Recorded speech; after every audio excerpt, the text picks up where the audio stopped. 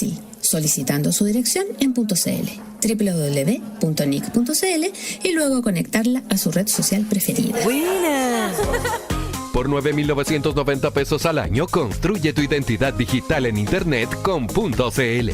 Nick Chile, somos el .cl. Radio Análisis, una transmisión conjunta de las radios que piensan, presentada por el Departamento de Prensa de Radio Universidad de Chile.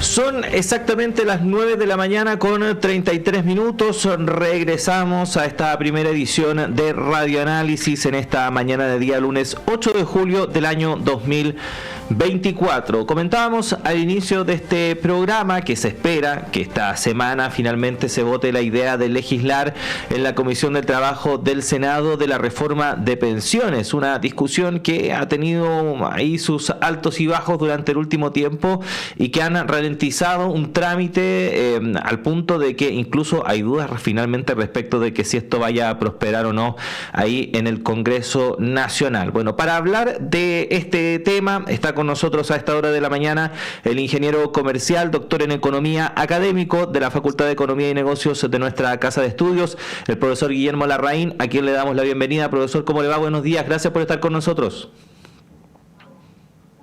Muy buenos días, Claudio, un gusto estar contigo y con todos los auditores de Radio Universidad de Chile. Sí, el profesor, vamos a estar ahí abordando algunos aspectos en particular respecto de lo que ha sido este debate en torno a la reforma de pensiones, pero para comenzar la discusión, porque hace tiempo también no hablábamos con usted respecto de este tema, ¿cómo ha sido su apreciación en términos generales respecto de la forma en la cual se ha dado el debate, particularmente en esta instancia en la cual nos encontramos actualmente, que es la Comisión de Trabajo del Senado?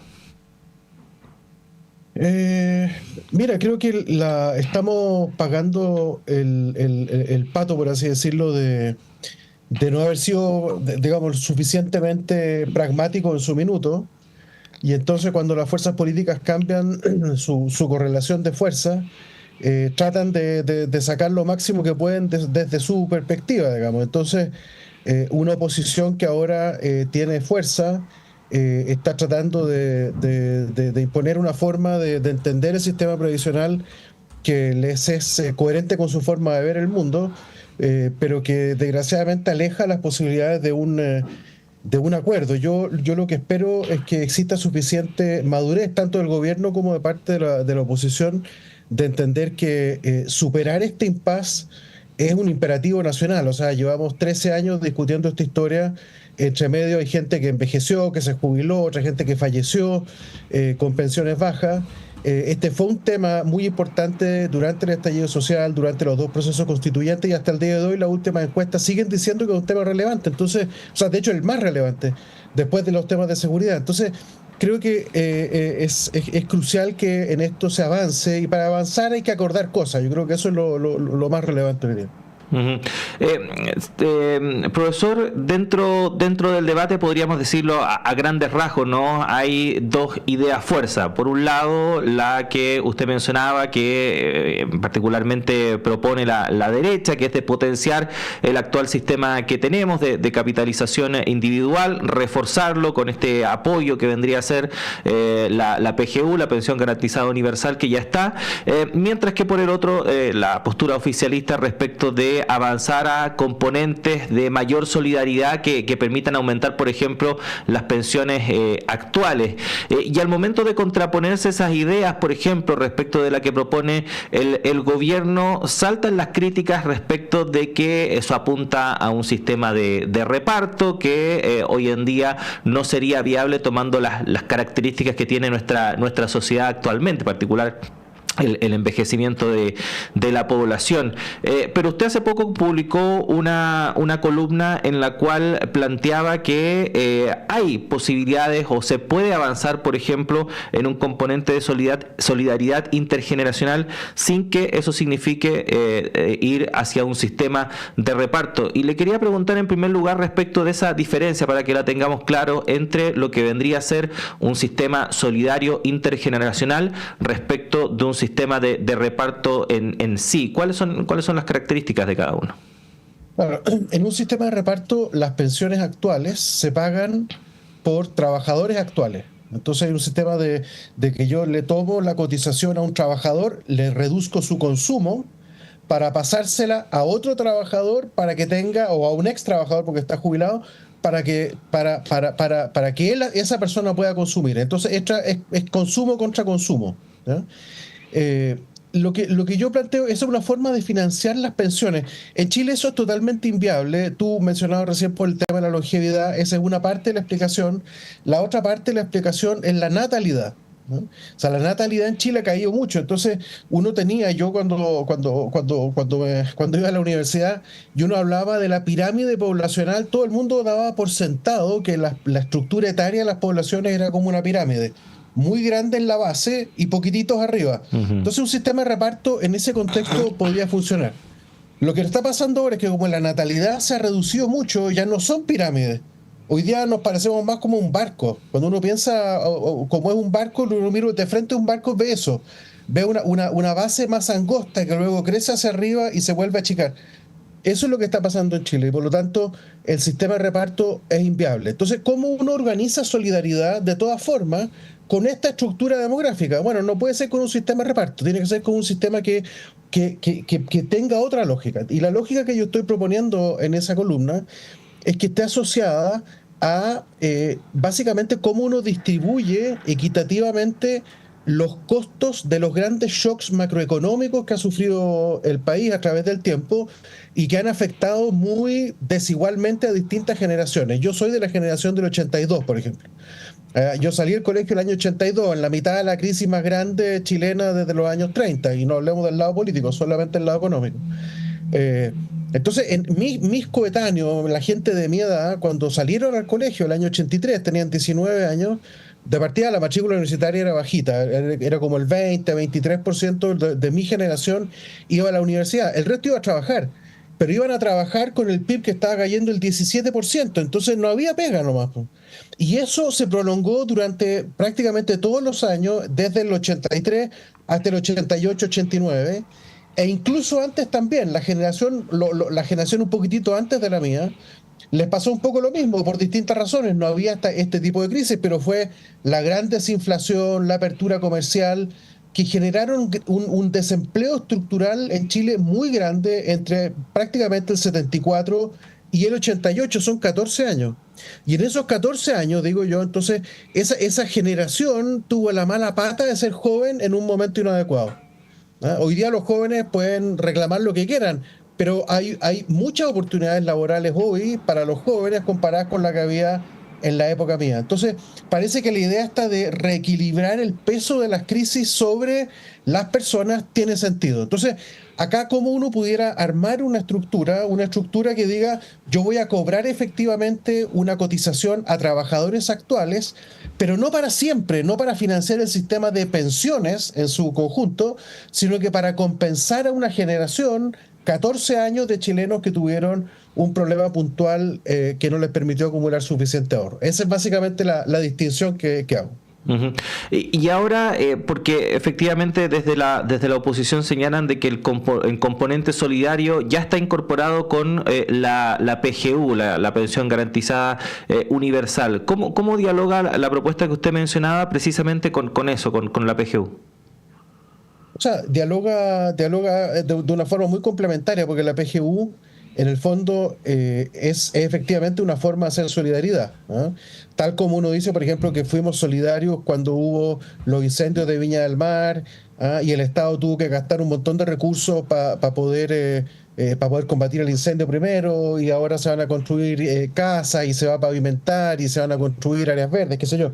Todo eso se hace con recursos de recaudación tributaria general. Y ahí hay solidaridad, eso es verdad. Entonces la PGU es solidaria. Pero tiene límites en la PGU. Y el límite que tiene es que, como es universal, entrega el mismo nivel de pensión a cualquier persona. Entonces una persona muy, muy pobre del primer decil recibe el mismo aporte que una persona que está en el 9º decil y que puede estar ganando 1,5 millones, 2 millones de pesos. Entonces, ¿cuál es el problema? Es que a esa última persona y a las personas que están en los tramos justo inferiores de renta, el colchoncito que representa la PGU es muy poco comparado con lo que sí representa para una persona que siempre fue muy pobre y para quien las 250 lucas, un poco menos hoy día, es un número significativo. Eso se llama la tasa de reemplazo. Entonces, lo que está dando hoy día la PGU es una tasa de reemplazo alta para los sectores de muy bajo ingreso y bajita para los sectores de rentas medias y medias altas. Entonces, lo que hay que buscar es un mecanismo para suplir la pensión, la tasa de reemplazo de las clases medias y medias altas. Y la forma de hacerlo es atar eso a algún concepto de cotización previa, porque toda esta gente cotizó más tiempo. Bueno, el mecanismo que yo estoy proponiendo lo que está diciendo es que esa generación que después fue profesional, que después fueron técnicos, que después fueron pequeños empresarios, que les fue bien, pero que su pensión es muy baja, a ellos se les puede dar una especie de suple de renta vitalicia, es uno de los mecanismos, hay otro, que pudiera, entonces que va naturalmente a ayudar más a este grupo de personas respecto del resto. También va a ayudar al resto, pero más a los que hoy día están con tasa de reemplazo más baja. Uh-huh. Profesor, ¿cómo debiese ser la administración de este sistema? Yo creo que tiene que ser una que deje tranquilo a todo el mundo. Yo creo que el sector privado acá hay cosas que hace bien, lo que es la administración financiera de los recursos previsionales lo hace bien. Si yo digo las rentas vitalicias, por ejemplo, que yo estoy hablando justamente de un suple de renta vitalicia, eso lo podrían gestionar las empresas de seguros sin problema. Ellos lo pueden hacer bien. Entonces la pregunta es ¿cuál es el rol del Estado acá? Y entonces el rol del Estado es crucial, porque el rol del Estado es el que va a definir la tasa de cotización, el que va a decir a qué generaciones les corresponde, porque además una lógica del argumento que yo estoy diciendo es que hay generaciones que sufrieron merma en sus ingresos siendo joven, distinta en función del tiempo. Es muy distinto lo que le pasó, por ejemplo, a mi generación, que es la peor en este caso, que salió del colegio en el año 83, respecto a lo que le pasó, por ejemplo, a la generación que estuvo durante la crisis asiática, es decir, el año 98. En mi época, por ejemplo, la tasa abierta de desempleo era 25%, el 98 era 13%, y el 2008, que también hubo una crisis, no alcanzó al 10%. Entonces, evidentemente que son eventos de crisis que tienen implicancias distintas. Entonces, lo que permite esto es este esquema que estoy planteando es un esquema mucho más dúctil, donde no nos enredamos en decir esta tasa de cotización va a ser siempre de aquí en adelante, como lo sería en un sistema de reparto, la forma de financiar las pensiones, sino que vamos a tener que ir graduando la intensidad de esa solidaridad intergeneracional en función justamente de la generación que se va a jubilar ahora y que tiene efectivamente un pasado más o menos traumático al momento de haber empezado la jubilación. Y cuando no hay solidaridad intergeneracional, lo que yo digo, entonces hagamos solidaridad intrageneracional, porque el mercado del trabajo chileno es un mercado del trabajo muy precario, para mucha gente muy precario, donde las personas pasan de la informalidad al trabajo formal dependiente, donde le pagan la cotización, pero a veces no se la pagan. Entonces, tenemos que generar un sistema de solidaridad intrageneracional y la fuerza relativa de esas dos solidaridades alguien tiene que graduarla. Bueno, la que la gradúe el Estado, que es el que está en mejor posición de hacerlo. Pero la gestión de los activos no tiene por qué ser estatal. Uh-huh. Estamos conversando con el doctor en Economía, académico de la Facultad de Economía y Negocios de la Universidad de Chile, el profesor Guillermo Larraín, a propósito de la reforma de pensiones, las distintas propuestas que se están barajando en torno a esta discusión. Profesor, volviendo al debate más coyuntural, ¿no?, respecto de lo que ha copado la agenda, por lo menos en torno a la discusión política respecto de esta reforma, que es este aumento de la cotización y el destino al cual iría a parar este 6%, algunos incluso en algún momento propusieron que fuese menos, un 5%, respecto de lo que vaya a parar a cotización individual, a este componente solidario que propone el Ejecutivo. ¿Qué podría decir al respecto acerca de cómo se ha dado el debate? Porque afuera, a vista de ojo de quienes han seguido esta discusión sin tener a lo mejor los fundamentos técnicos para evaluar formularlo de una mejor forma, pareciera ser más un regateo de comercio, cuando uno va a la feria y regatea el precio de una verdura, más que una discusión a lo mejor a la altura de lo que debiese ser una reforma de pensiones. No, yo creo que es una forma no me gusta esa forma de plantearlo, porque como yo te decía acá, hoy día la derecha se siente con fuerza para regatear o negociar, digamos. Déjame cambiar de palabra, porque justamente estaba criticando el uso de la palabra regateo. Para negociar con más fuerza, tal como en algún minuto la centroizquierda o la izquierda se sentían con fuerza para plantear lo contrario. Entonces, al inicio de este gobierno, la reforma que se planteó era una reforma que no solo decía que tenía que ser 6% para solidaridad y 0% para capitalización individual, sino que además planteaba una serie de otras cosas, planteaba cuentas nacionales, planteaba fondos generacionales, separar la industria, o sea, era maximalista esa reforma también. Entonces hemos pasado de un maximalismo al otro, y esto es lo que yo llamo a que hagamos un ejercicio de realismo, porque la ciudadanía, en particular los jubilados o los que están próximos a jubilar, ya están cansados, necesitan esta plata, necesitan poder vivir con tranquilidad, tener un horizonte de planificación un poquitito más largo, saber efectivamente si le van a subir o no la pensión. Hay gente que puede querer, no sé, desde comprarse una segunda vivienda, cambiarse de ciudad, no sé, cualquier cuestión, que es muy importante que el sistema político le dé a ellos soluciones importantes. Y en ese sentido, profesor, ya una pregunta más en el ámbito personal, porque efectivamente desde el mundo de la academia, los técnicos han hecho una cantidad de propuestas y han participado de una serie de instancias durante esta última década, por lo menos, que bastante considerable, y aún así el debate sigue entrampado. Hay un poco de frustración en ese sentido de parte suya, de que finalmente, más que los aspectos técnicos, prevalezcan los aspectos políticos en torno a debates de este tipo. Mira, en previsión, en todas partes del mundo siempre hay mucha... El contorno, digamos, entre comillas, técnico de la seguridad social está plagado de ideología. Y eso es un dato de la causa. Ahora, en Chile más aún, porque efectivamente el sistema FP fue un sistema que históricamente, no solo en Chile, sino que a nivel mundial, innovó mucho, porque se pensó en aquel entonces de que las puras fuerzas del mercado, de la acumulación de ahorro y la gestión de ese ahorro, iba a ser capaz de básicamente sacarle al Estado la necesidad de preocuparse de la previsión. Eso era el objetivo ideológico que tenía la reforma de José Piñera. Y eso, hay gente que creo que ya no cree estrictamente eso, pero sí creen que la única intervención del Estado, más allá de la regulación de los fondos de pensiones, tiene que ser algo parecido a la PGU, como que con eso se quedan tranquilos. Superamos el problema de la pobreza en la vejez, de ahí en adelante es todo problema de los individuos. Y eso es lo que yo estoy diciendo que no, porque hay muchos problemas de los individuos que no se gestionan como uno quisiera. Y el desempleo involuntario, en particular el de los jóvenes, en grandes crisis macroeconómicas, es una de justamente las causas que están fuera del marco de acción de lo que una persona puede hacer. Y entonces, ¿cómo generar un mecanismo de compensación, de solidaridad para ellos? A mí me parece que es fundamental. Y eso tiene una carga ideológica, reconocer que hay dependencias mutuas en la sociedad, de que tú y yo, que nos estamos oyendo, en algún sentido cada uno hace su esfuerzo, ¿no es cierto?, por trabajar y por salir adelante. Y tú estudiaste periodismo, yo estudié economía, y cada uno hace su parte de la pega, digamos. Pero hay una parte que también está un poco fuera de nuestro margen de acción.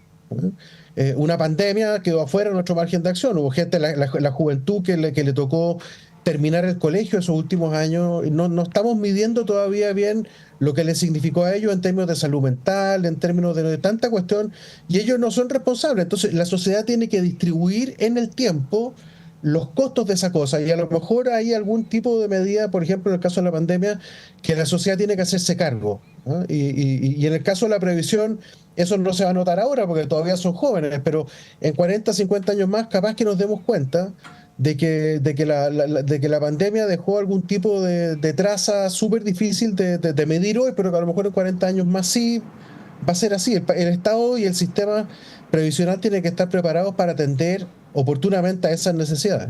Uh-huh. Bueno, vamos a ver qué va a pasar esta semana, profesor. Agradecerle por lo pronto el tiempo que ha tenido para conversar con nosotros respecto de este tema y vamos a requerir su ayuda seguramente a futuro. Así que un abrazo, que esté muy bien. Un gusto, muchas gracias, que esté muy bien. Hasta luego. Hasta luego. Ahí estaba conversando con nosotros el profesor Guillermo Larraín, doctor en Economía, académico de la Facultad de Economía y Negocios de nuestra Casa de Estudios, a propósito del debate en torno a la reforma de pensiones y propuestas que siguen apareciendo en torno a cómo se debiese administrar o cómo debiese ser nuestro sistema previsional para cumplir con el objetivo, ¿no?, que supuestamente tienen este tipo de sistemas de seguridad social, que es efectivamente eso, dar seguridad a las personas de que van a tener los recursos necesarios para tener una vida lo más cómoda posible a futuro, ¿no?, independiente de que ya estén en su etapa laboral activa o no. Así que vamos a ver qué va a ocurrir finalmente con ese debate, que esta semana podría ya tener algunas definiciones importantes. 9 de la mañana con 54 minutos prácticamente, por lo menos el reloj que tenemos acá en la radio así lo indica. Ahora sí, 9 con 54, despedimos esta primera edición de Radio Análisis. Muchas gracias por habernos acompañado hasta acá. La invitación es a que nos siga acompañando, porque ya llega Antonella Esteves y Semáforo en tan solo unos minutos, pero también acompañe la programación de la red de radios que piensan y el canal de televisión Uchile TV. Por mi parte me despido, hasta las 13 horas estaremos junto a Diana Porras en la segunda edición de Radio Análisis y mañana temprano a partir de las 7 de la mañana con la primera edición. Gracias a todo el equipo, nos reencontramos pronto, que estén bien.